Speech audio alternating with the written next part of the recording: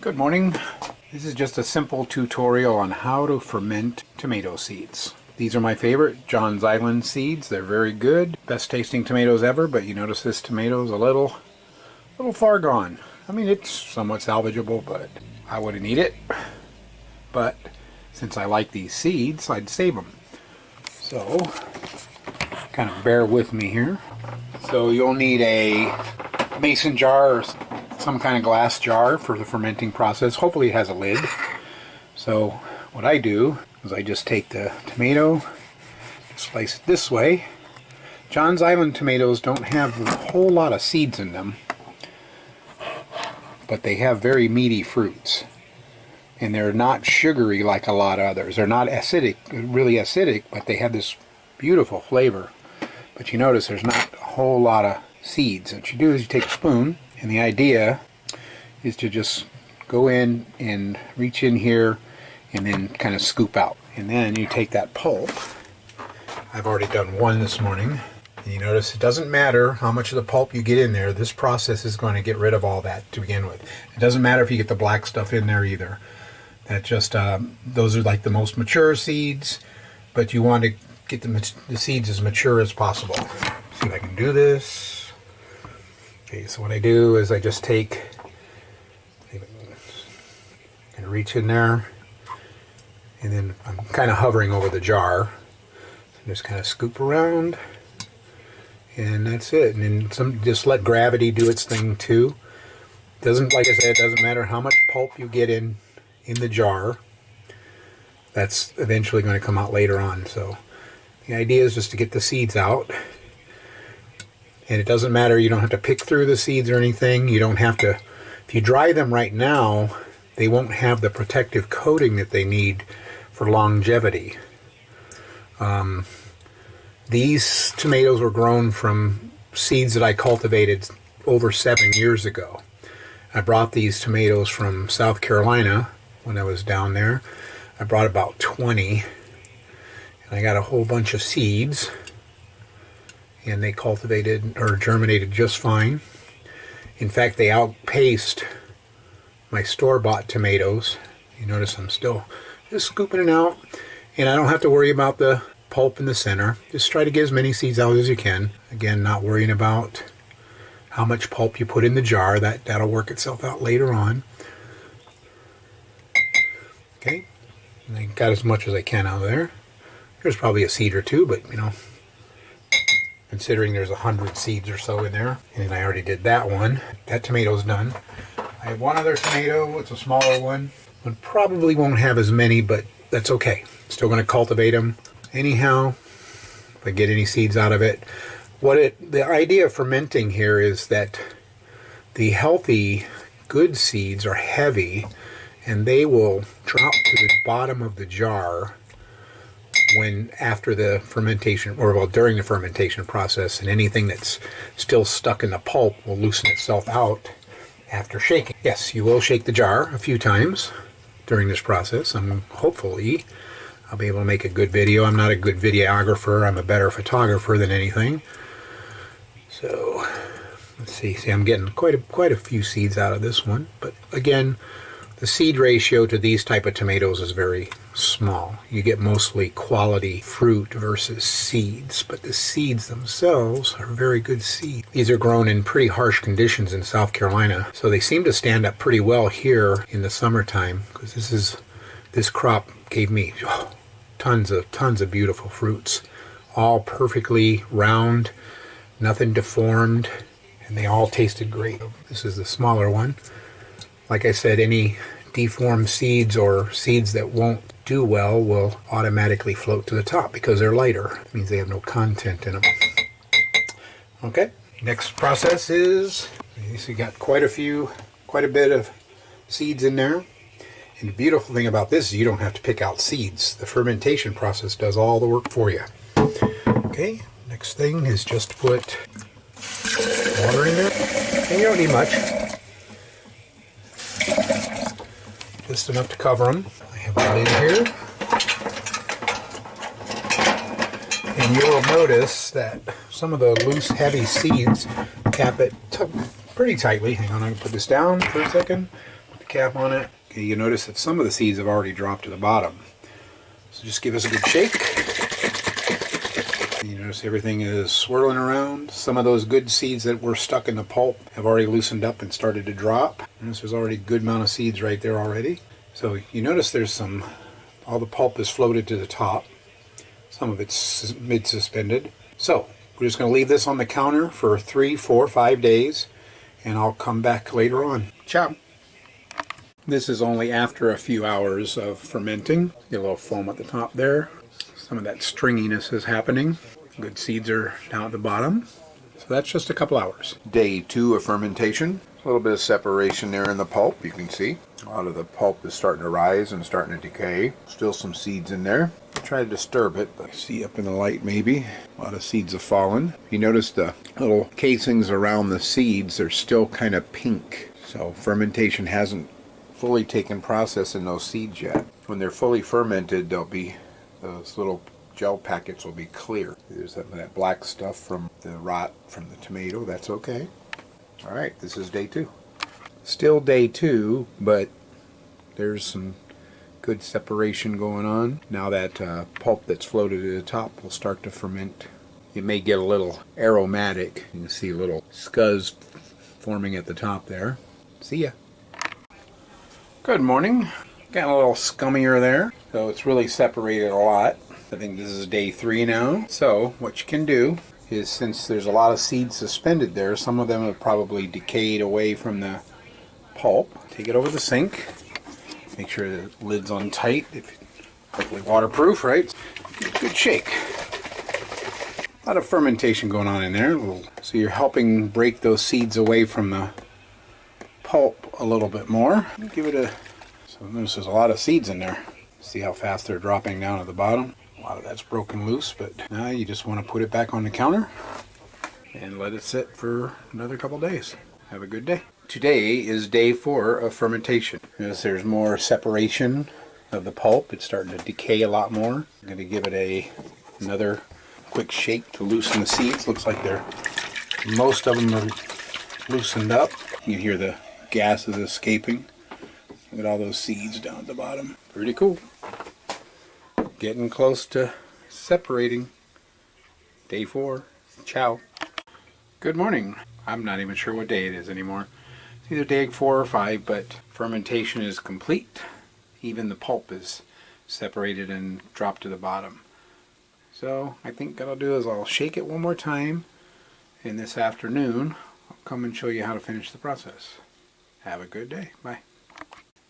Okay, here we go. On the last day, this is fermented a little bit quicker than sometimes it happens. You just have to weigh it out, but everything is separated here. The pulp is all definitely separated and decayed, and so what happens in this process is the seeds now that they have fermented, I don't know if you can see this, they get a little coating around them. That little capsule is kind of that gel capsule that you can feel when you get tomato seeds in your teeth.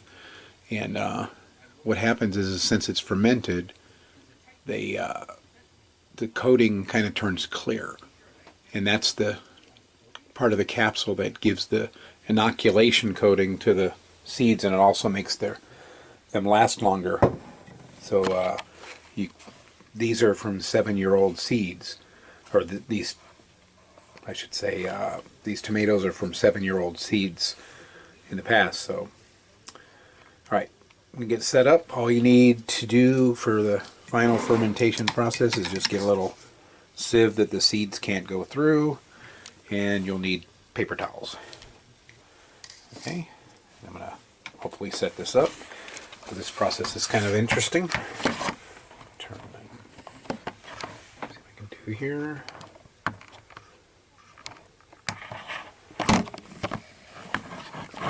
Should have set up a tripod, probably would have been better. There we go. So the first step here is to take the mixture, try not to, see if you can see that, You want to keep the seeds as much as you can at the bottom. Alright, so you pour off some of the liquid. There's some bad seeds that have floated to the top. Actually, I don't need the sieve for right this minute, but so we'll pour off the water. And anything that is still stuck, don't worry about. Make sure that you have a strainer in the bottom of your sink. And I'm pouring this off slowly, not to get into the other seeds mixed in. So, you notice that there's a whole bunch of seeds down at the bottom there. I'm going to add some water. Kind of gently shake it up. And the idea here is you want the water to start to run clear and get rid of all the pulp. So wait a second or two. Let the seeds all drop down to the bottom again. And now pour it off. And any of that pulp, dump it in the sink too. But just, like I said, keep the good seeds down at the bottom. And shake a little bit. Stop again. Notice there's a whole bunch of seeds in there. Okay. Add some more water. It's really clear now. There's a lot of pulp left. So I kind of want to wait a second or two. I always kind of tilt it to where the corner is facing down. And then pour off more of that pulp. Not too fast though. Just watch the seeds down the bottom. Make sure you're not dumping any good seeds into the sink. Add some more water. Notice it's running really clear now. So basically we're just left with pulp and seeds.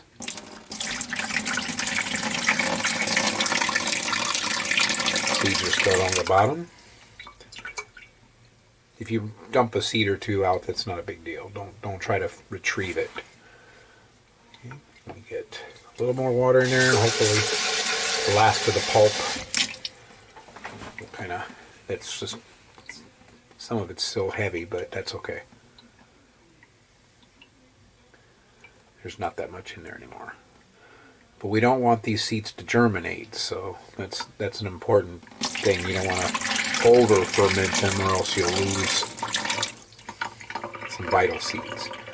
Okay, so you notice there's a little bit of pulp left, and that's okay. Not a big deal. So I'm going to take that little strainer and rinse that out. Basically just dump all your seeds in.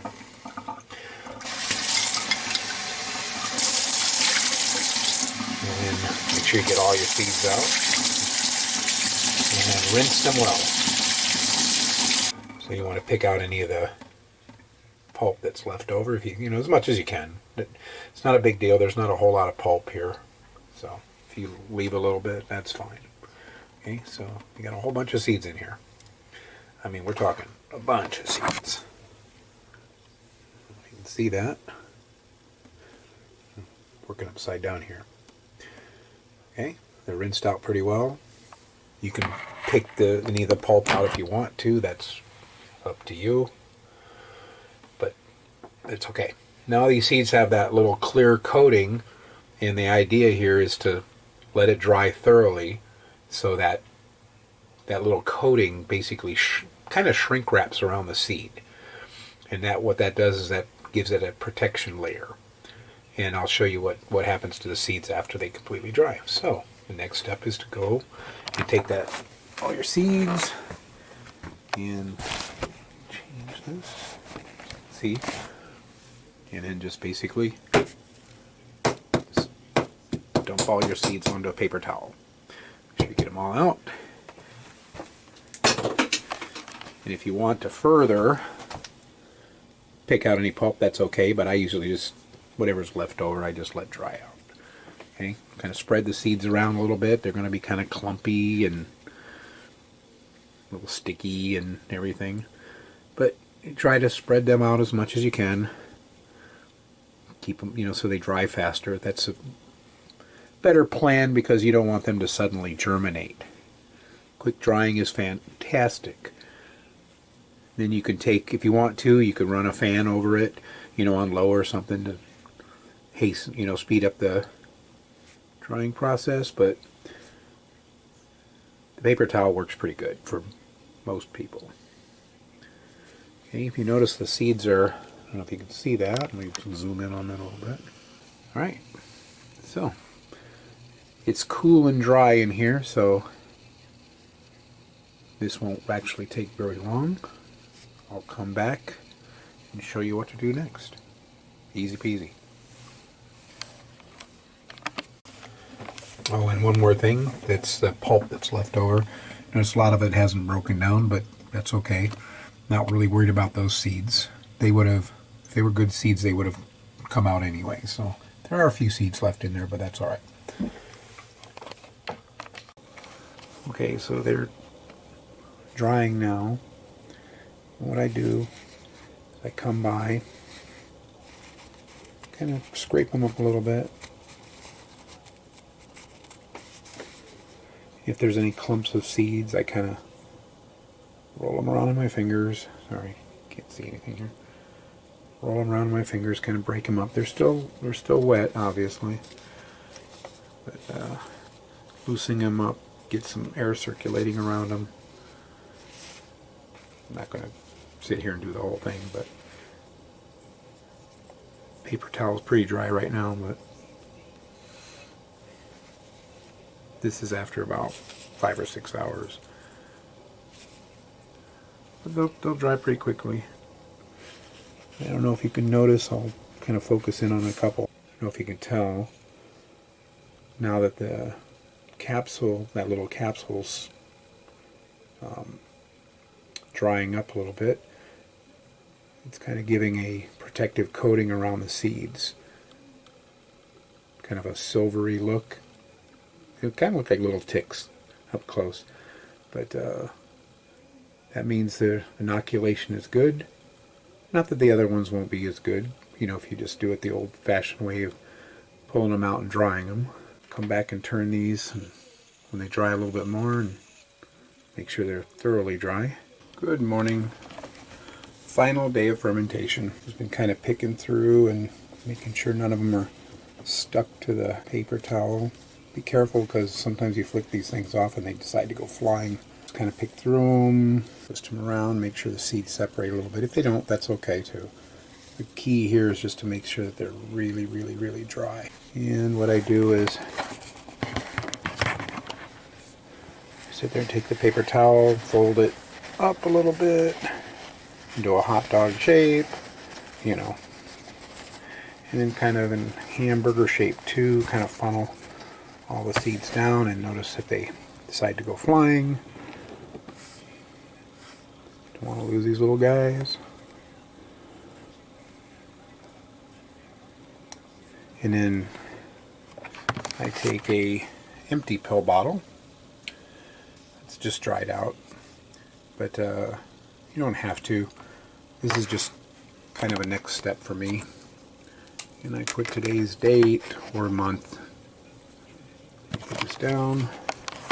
This is just more of a temporary step. I just put 1222 Johns Island. Kind of give me a reference as to when the seeds were done.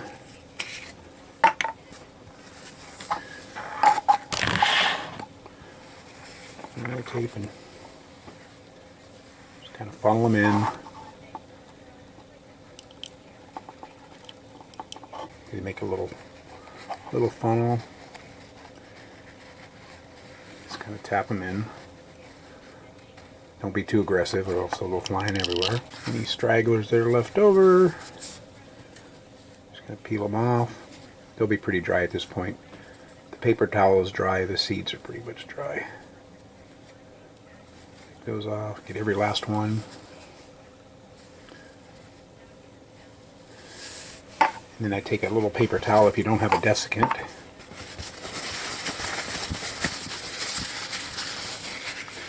And just drop it in there. Keep the seeds protected a little bit. Best thing to do is put these in a protective little paper bag or something and label it.